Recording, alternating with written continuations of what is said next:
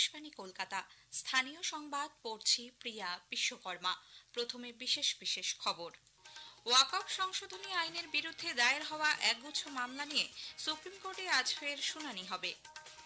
মুর্শিদাবাদে হিংসার ঘটনায় এনআইএ তদন্ত সহ একাধিক দাবিতে জোড়া জনস্বার্থ মামলার শুনানি হবে আজ কলকাতা হাইকোর্টে। এই ঘটনার তদন্তে জাতীয় মহিলা কমিশনের প্রতিনিধি দল আজ রাজ্যে আসছে। ওএমআর শিট হাতে পাওয়ার দাবিতে আজ নিজাম প্যালেস স্থিত এসএসসি দপ্তর অভিযান করবেন চাকরি হারানো শিক্ষকদের একাংশ। নতুন ভারী শিল্পনীতি নিয়ে রাজ্য শিল্পোন্নয়ন নিগম আজ বিভিন্ন বণিক সভার কর্তাদের সঙ্গে বৈঠকে বসছে। আসছে বিস্তারিত খবরে। ওয়াকফ সংশোধনী আইনের বিরুদ্ধে দায়ের হওয়া একগুচ্ছ মামলা নিয়ে সুপ্রিম কোর্টে আজ ফের শুনানি হবে। গতকালের শুনানিতে শীর্ষ আদালত যে তিনটি মূল বিষয় উত্থাপন করে সে ব্যাপারে সওয়াল করার ক্ষেত্রে কেন্দ্র আরও কিছুটা সময় চাওয়ায় সুপ্রিম কোর্ট কোনো অন্তর্বর্তী আদেশ দেয়নি। আজ দুপুর 2টোয় এই মামলার ফের শুনানি হবে প্রধান বিচারপতি সঞ্জীব খান্না, বিচারপতি সঞ্জয় কুমার ও বিচারপতি KV বিশ্বনাথনকে নিয়ে গঠিত 3 সদস্যের বেঞ্চে।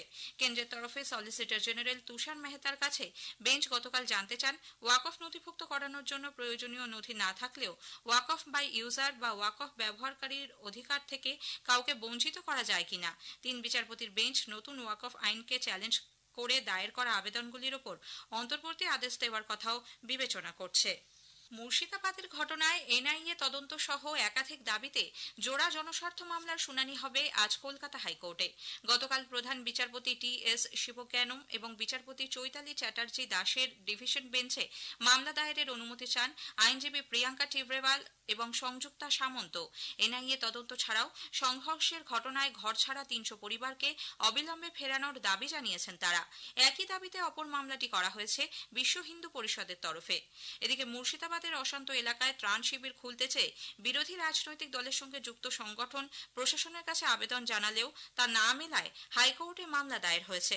বিচারপতি অমৃতা সিনহার এজলাসে আজ এই মামলারও শুনানি হওয়ার সম্ভাবনা।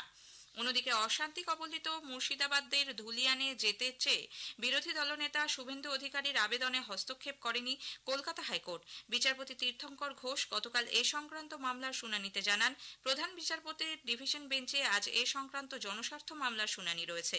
সেখানে মুর্শিদাবাদের পরিস্থিতি নিয়ে রিপোর্ট জমা দেবে রাজ্য। আদালতের নির্দেশে কেন্দ্রীয় সরকারেরও রিপোর্ট জমা দেবার কথা।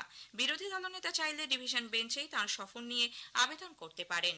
সংশোধিত ওয়াকফ আইন বিরোধী আন্দোলনকে কেন্দ্র করে ছড়ানো হিংসার পেছনে পরিকল্পিত অশান্তির ছক রয়েছে বলে মুখ্যমন্ত্রী মমতা ব্যানার্জি দাবি করেছেন। কলকাতার নেতাজি ইন্ডোর স্টেডিয়ামে গতকাল ইমাম মুয়াজ্জেম ও মুসলিম বুদ্ধিজীবী সমাবেশে মুখ্যমন্ত্রী ওয়াকফ আন্দোলনকে কেন্দ্র করে কয়েকটি জায়গা বিশেষ করে মুর্শিদাবাদে সৃষ্ট সাম্প্রদায়িক উত্তেজনার সম্পূর্ণ দায় বিরোধীদের ওপর চাপিয়েছেন। তিনি বলেন, যেখানে মূলত গন্ডগোল হয়েছে তা মালদার কংগ্রেস সাংসদের এলাকার মধ্যে পড়ে। যেখানে গন্ডগোল হয়েছে মালদা সিট, ওটা কংগ্রেসের জেতা আসন, জেতবার সময় তারা জিতবে, আর দাঙ্গা হলে তখন রাস্তায় বেরোবে না, কন্ট্রোল করবে না, এটুকু আশা আমি করি না। পাবলিক রিপ্রেজেন্টেটিভদের সাথে থাকা উচিত। তৃণমূল কংগ্রেস যদি করতো, বিজেপির জেনে রাখা উচিত, তাহলে তৃণমূল কংগ্রেসের 3 জন MLA-র বাড়ি আক্রান্ত হতো না। যদিও মুখ্যমন্ত্রীর এই অভিযোগ খারিজ করে দিয়েছেন প্রদেশ কংগ্রেস সভাপতি শুভঙ্কর সরকার। সরকার চাইছে গোলমাল হোক, সেই ইস্যু বিজেপিকে তুলে দিচ্ছে। মালদা মুর্শিদাবাদ কংগ্রেসের গড়, এই জায়গাটায় যদি অশান্তি করা যায় তাহলে বাইনারি পলিটিক্স তৈরি করা যাবে। ওনাদের বিধায়ক, পঞ্চায়েত মেম্বার, কাউন্সিলর, তারপরে বলছে কেউ নেই। তার মানে মুখ্যমন্ত্রী সত্যি বলছে কি মিথ্যে বলছে সারা দুনিয়ার লোক জানছেন। সিপিআইএম নেতা মোহাম্মদ সেলিম ইমামদের নিয়ে মুখ্যমন্ত্রীর বৈঠককে কটাক্ষ করে বলেছেন, রাজ্যের পুলিশ প্রশাসন নিষ্ক্রিয় বলেই এই ধরনের ঘটনা ঘটছে। এদিকে সংশোধিত ওয়াকফ আইন বিরোধী আন্দোলনকে কেন্দ্র করে ছড়ানো অশান্তির ঘটনায় নিহত 3 জনের পরিবারকে 10 লক্ষ টাকা করে ক্ষতিপূরণ দেওয়ার সিদ্ধান্ত নিয়েছে রাজ্য সরকার। মুর্শিদাবাদের হিংসা কবলিত এলাকার ঘরছাড়াদের নিয়ে বিজেপির রাজ্য সভাপতি সুকান্ত মজুমদার গতকাল ভবানী ভবনে রাজ্য পুলিশের ডিজি রাজীব কুমারের সঙ্গে সাক্ষাৎ করেন। সঙ্গে ছিলেন বিজেপি নেতা জগন্নাথ চট্টোপাধ্যায়, তাপস রায় এবং অর্জুন সিং। যদিও বৈঠকে ডিজির কথায় তারা আশ্বস্ত হতে পারেননি বলে সুকান্ত বাবু জানিয়েছেন। আমরা ডিজিপি সাহেবের সাথে আমাদের যে অভিযোগ সেটা বলেছি, এখনো পর্যন্ত তার কাছ থেকে আশ্বস্ত হব এই ধরনের কোনো কিছু আমরা অন্ততপক্ষে পাইনি। উনি শুধু একটাই বলেছেন, আমরা ল অনুসারে কাজ করব। যে প্রশ্নগুলো করেছিলাম সেই প্রশ্ন যথাযথ উত্তর কিন্তু আমরা পেলাম না। আমি ওনাকে সিম্পল একটা কোয়ারি করেছিলাম, প্রশ্ন করেছিলাম যে ডিজিপি সাহেব বলছেন যে পুলিশ হয়তো কম সংখ্যায় ছিল, সেটা কিছু করতে পারেনি। সেই জন্য আমাদের দাবি মাননীয় মুখ্যমন্ত্রী তথা হোম মিনিস্টার তার ইস্তফা। উল্লেখ্য, ঘর ছাড়াদের সঙ্গে নিয়ে রাজ্য পুলিশের মহানির্দেশকের সঙ্গে সাক্ষাৎ করতে চেয়ে ভবানী ভবনের সামনে গতকাল ধর্নায় বসেছিলেন বিজেপি নেতারা। প্রায় 2 ঘন্টার বেশি সময় পর অবশেষে তাঁরা রাজীব কুমারের সঙ্গে সাক্ষাৎ করতে পারেন। সংশোধিত ওয়াকফ আইনকে কেন্দ্র করে মুর্শিদাবাদে হিংসার ঘটনার তদন্তে জাতীয় মহিলা কমিশনের প্রতিনিধি দল আজ রাজ্যে আসছে। কমিশনের চেয়ারপারসন বিজয়া রাহাতকারের নেতৃত্বে গঠিত 4 সদস্যের এই কমিটি আগামীকাল মালদায় গিয়ে ঘর ছাড়াদের সঙ্গে কথা বলবেন। পরদিন মুর্শিদাবাদের হিংসা কবলিত এলাকায় গিয়ে আক্রান্ত এবং তাদের পরিবারের সঙ্গে দেখা করবেন। বৈঠক করবেন জেলা শাসক ও জেলা পুলিশ সুপারের সঙ্গেও। পরিস্থিতি মোকাবিলায় পুলিশ প্রশাসন কি ব্যবস্থা নিয়েছে তা খতিয়ে দেখার পাশাপাশি মহিলাদের সঙ্গে কথা বলে সেই রিপোর্ট কেন্দ্রের কাছে জমা দেবেন তারা। রাজ্য সরকার মুর্শিদাবাদে অশান্তির ঘটনায় 9 সদস্যের বিশেষ তদন্তকারী দল বা সিট গঠন করেছে। অতিরিক্ত পুলিশ সুপার পদমর্যাদার আধিকারিকের নেতৃত্বে 3 জন ডেপুটি সুপার ও 6 জন ইন্সপেক্টরকে নিয়ে এই দল গঠন করা হয়েছে। অশান্তি সংক্রান্ত যাবতীয় মামলা তদন্ত করবে এই সিট। গতকালই শামশেরগঞ্জ থানায় গিয়ে বৈঠক করেন সিটের সদস্যরা। এদিকে সুতি ও ধুলিয়ানে ইন্টারনেট পরিষেবা স্বাভাবিক হলেও গুজব রুখতে শামশেরগঞ্জে বন্ধ রয়েছে ইন্টারনেট। পরিস্থিতি ধীরে ধীরে স্বাভাবিক হলেও অশান্তির আশঙ্কায় এখন সদা সতর্ক প্রশাসন। আমাদের জেলা সংবাদদাতার একটি প্রতিবেদন। জঙ্গিপুর পুলিশ জেলা সুতি এবং ধুলিয়ান এলাকা অনেকটাই স্বাভাবিক ছন্দে। নতুন করে হিংসার খবর না থাকায় শিথিল হয়েছে 163 ধারা ও সরকারি বিধিনিষেধ। তবে শামশেরগঞ্জ থানা এলাকার বেশ কিছু এলাকায় অশান্তির আশঙ্কা থাকায় এখনো বন্ধ রাখা হয়েছে ইন্টারনেট পরিষেবা। আজ সকাল পর্যন্ত নতুন করে কোনো হিংসা না ছড়ালেও ধুলিয়ান পুরসভায় গতকাল উপপুরপিতার ভাইয়ের 40 বছরের পুরনো কসমেটিক্সের দোকানে অগ্নিকাণ্ডের ঘটনায় উত্তেজনা ছড়ায়। ঘটনায় সংশোধিত ওয়াকফ আইন বিরোধী হিংসার যোগ না থাকলেও এই আবহে তা ভিন্ন মাত্রা দিয়েছে।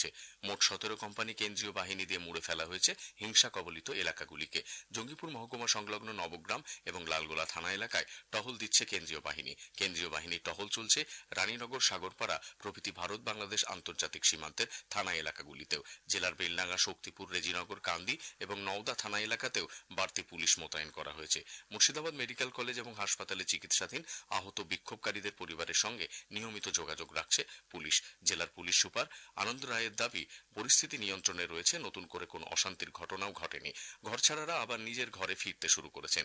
আগামী শুক্রবারের মধ্যে সব ঘরছাড়াকে ফিরিয়ে আনা হবে বলে প্রশাসনের অঙ্গীকার। মামুন ফারুক, আকাশবাণী সংবাদ, মুর্শিদাবাদ। এবারের স্পটলাইটের বিষয়ে সুপুষ্টি পক্ষ অংশ নিয়েছেন পশ্চিমবঙ্গ সরকারের নারী, শিশু বিকাশ ও সমাজ কল্যাণ দপ্তরের অধীন সুসংহত শিশু বিকাশ সেবা প্রকল্প প্রাধিকরণের যুগ্ম অধিকর্তা দেবারতী সরকার। কথা বলেছেন কল্যাণ লাহা। 3টি পর্বে বিভক্ত এই আলোচনা তৃতীয় তথা শেষ পর্ব শুনবেন আজ রাত 8:30টায় সঞ্চয়িতা প্রচার তরঙ্গ এবং আকাশবাণী সংবাদের সোশ্যাল মিডিয়া প্ল্যাটফর্মে। স্থানীয় সংবাদ শুনছেন আকাশবাণী কলকাতা কেন্দ্র থেকে। আমাদের সংবাদ শোনা যাচ্ছে ইউটিউব চ্যানেল আকাশবাণী সংবাদ বাংলা, ফেসবুক ও ইনস্টাগ্রাম আকাশবাণী সংবাদ কলকাতা এবং এক্স হ্যান্ডেল AIR নিউজ কলকাতাতে। ওএমআর শিট হাতে পাওয়ার দাবিতে আজ নিজাম প্যালেস স্থিত এসএসসি দপ্তর অভিযান করবেন চাকরি হারানো শিক্ষকদের একাংশ।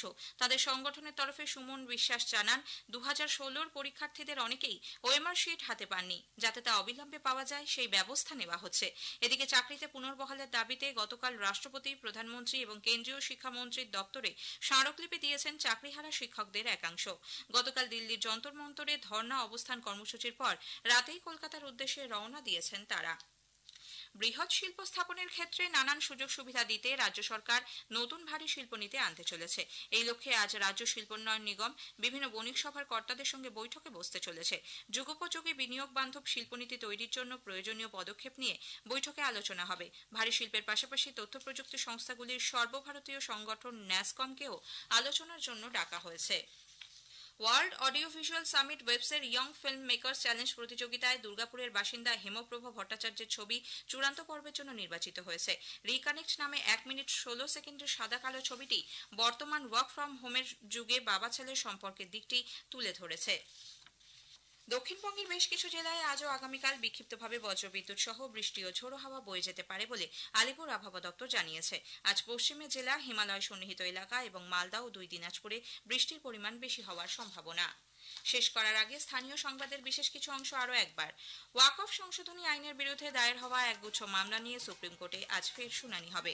মুর্শিদাবাদে হিংসার ঘটনায় এনআইএ তদন্ত সহ একাধিক দাবিতে জোড়া জনস্বার্থ মামলার শুনানি হবে আজ কলকাতা হাইকোর্টে।